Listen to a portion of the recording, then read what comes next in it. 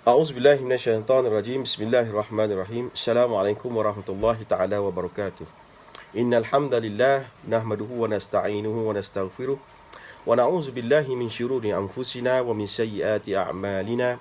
Man yahdihillahu fala mudilla lahu wa man yudlil fala hadiya lahu.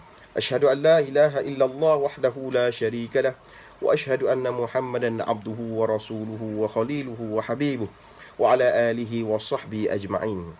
Qala Allah Ta'ala fi kitabil aziz, a'udzu billahi minasyaitonir rajim. Bismillahirrahmanirrahim. Ya ayyuhalladzina amanu kutiba alaikumus shiyam kama kutiba alal ladzina min qablikum la'allakum tattaqun. Sadaqallahul azim. Wahai orang-orang yang beriman, telah difardukan ke atas kamu akan puasa dan golongan yang terdahulu kepada kamu. Mudah-mudahan dengan puasa itu kamu akan menjadi golongan bertakwa di sisi Allah Subhanahu wa taala. Insya-Allah, amin. Hadirin dan hadirat muslimin sekalian, insya-Allah pada hari ini marilah sama-sama kita memanjatkan kesyukuran dan kita melafazkan keinsafan kita pada bulan Ramadan ini dengan kita sama-sama menghayati satu potongan hadis yang seringkali para ustaz dan asatizah bacakan di bulan Ramadan, iaitu satu hadis yang telah dinukilkan oleh sahabat Rasulullah sallallahu alaihi wasallam, yakni Abu Hurairah radhiyallahu an. An Abi Hurairah radhiyallahu an qala Rasulullah sallallahu alaihi wasallam, man shama ramadhana imanan wa ihtisaban ghufira lahu ma taqaddama min dhanbik. Rawahu al-Bukhari wal Muslim. Telah bersabda Nabi Muhammad sallallahu alaihi wasallam, sesiapa yang berpuasa, tidak kira tua atau muda, lelaki atau perempuan, dengan penuh keimanan dan ketakwaan serta mengharapkan keredaan Allah SWT pada bulan Ramadan tersebut, akan diampunkan semua dosanya yang telah lepas. Riwayat daripada hadis Bukhari dan Muslim. Hadirin dan hadirat muslimat sekalian, daripada hadis ini dapat kita ambil pengajaran. Yang pertama, orang yang berpuasa di bulan Ramadan tanpa mengira usia, dengan penuh ikhlas, serta di bulan Ramadan ini dia mencari keredaan Allah SWT, maka akan diampunkan keseluruhan dosa-dosanya yang kecil. Yang kedua, Ramadan merupakan bulan yang mulia di sisi Islam dan di antara bulan-bulan yang Allah Ta'ala muliakan. Dan bulan ini Allah Ta'ala turunkan Al-Quran, dan juga berlakunya malam Lailatul Qadar, yang mana malam ini lebih diberi ganjaran 1000 bulan pahalanya dan dimuliakan oleh Allah Subhanahu Wa Taala kepada umat Nabi Muhammad sallallahu alaihi wasallam. Yang ketiga, doa orang yang berpuasa insya-Allah tidak akan ditolak. Maka tidak akan ada hijab di antara hamba-Nya dengan Allah Subhanahu Wa Taala sehinggalah dia berbuka. Oleh itu, marilah sama-sama kita berdoa, dan mereka yang berpuasa serta memperbanyakkan doa demi kebaikan hidup mereka di dunia dan juga di akhirat. Semasa saya waktu kecil dahulu, ada seorang ustaz pernah bercerita pada saya bagaimana sebenarnya puasa orang dahulu. Ada sebuah cerita, puasa ni bagaimana bermula. Cerita zaman kanak-kanak, iaitu di sebuah negara terdapat seorang raja yang begitu hebat dan mempunyai ketenteraan yang begitu hebat. Maka satu hari ditanya raja ini kepada pembesar-pembesar dan panglima-panglima angkatannya, wahai rakyatku, aku ini raja bagi kamu, dan kita telah memiliki kesemua kehebatan, tetapi masih ada sesuatu yang belum lagi mencabar kehebatanku. Kalau difikirkan, apakah yang sepatutnya aku lakukan? Maka dijawab oleh salah seorang pembesar. Dia kata, wahai tuanku, ada satu perkara lagi yang belum dilakukan oleh tuanku. Maka jawab tuanku, ya, silakan. Apa dia? Iaitu, tuanku belum lagi dapat menahan lapar dan dahaga, iaitu nafsu.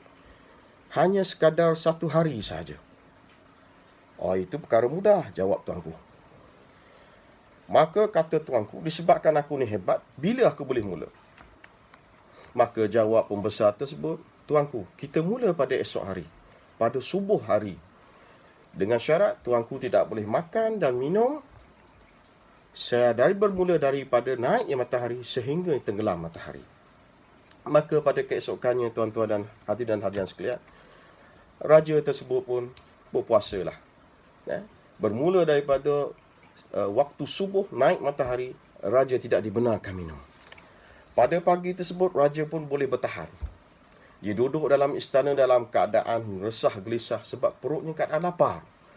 Tetapi dengan semangat untuk menunjukkan bahawa dia ini raja dan tidak ada sedikit pun keresahan, ditunjukkan kepada semua panglima-panglima dan juga angkatan tenteranya, maka dia bertahan, menunjuk dengan kehebatannya. Sedangkan dalam hatinya, dalam perutnya, keadaannya sekarang dalam begitu mencabar dengan laparnya.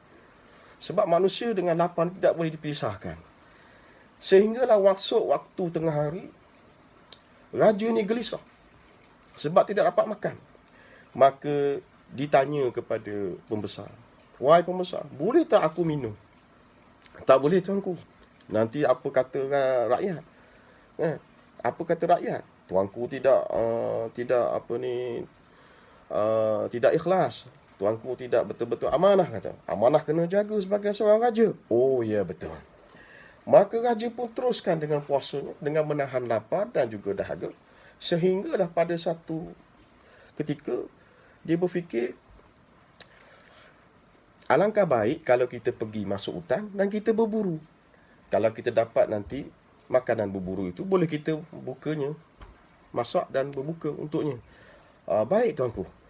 Maka pembesar pun dengan segala bala tentera pun dikerahkan masuk hutan. Sesampai di hutan sana, tuanku pun menangkap 2, 3, 4 ekor dengan memanah binatang ternakan. Maka dibawa balik dan disediakan makanan. Sehinggalah waktu petang, tuanku pun merasa teramat-amat letih. Sehingga kan dipanggil pembesar, dia kata, tuanku, wahai pembesar, boleh tak aku nak minum sedikit? Tak boleh tuanku, tak boleh. Nanti apa kata kepada rakyat, kepada tuanku? Tuanku tidak amanah dengan cabaran ini. Maka tuanku pun, raja tersebut pun berpuasa sehinggalah di saat-saat akhir sebelum raja tersebut buka puasa, dititahkan kepada istana, bahagian dapur disediakan sebesar-besar balang di hadapannya, diletak di depannya. Dan di balang itu diisi dengan air yang sebesar-besar, kerana lapar begitu amat sekali. Maka apabila ditanya raja kepada pembesar, wahai pembesar, dah boleh betul makan? Sila tuanku, sila. Maka raja pun diangkat balang tu, dia minum tertogoknya begitu banyak sehingga separuh dada.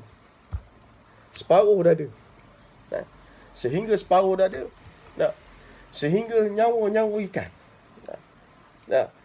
Lepas tu diletak balang tu, senak tuanku, rebah jatuh. Maka dikatakan oleh maka kata tuanku, better puas dan mati terus. Setelah kejadian itu berlaku, maka pembesar itu pun mengisytihar, maka dengan ini hari ini peristiwa yang berlaku ke atas raja kita, yang raja begitu hebat, kita kenali pada hari ini, iaitu puasa. Cerita ni saya ambil daripada zaman kecil-kecil dalam buku majalah gila-gila di sebuah raja, di sebuah negeri yang bernama Eskenan Ulululululululu. Jadi sekadar tu saja cerita mengenai dengan bulan Ramadan ini, bagaimana cabaran bagi orang yang tidak biasa dengan berpuasa ini. Begitulah bagi kita orang Islam, alhamdulillah Allah Ta'ala bagi kehebatan, kesabaran pada kita untuk menghadapinya dengan begitu baik. Jadi sekadar tu saja tazkirah kita pada hari ini. Mudah-mudahan apa yang baik itu daripada Allah Subhanahu Wa Ta'ala, yang kurang itu daripada kelemahan diri saya. Wallahu a'lam. Assalamualaikum warahmatullahi wabarakatuh.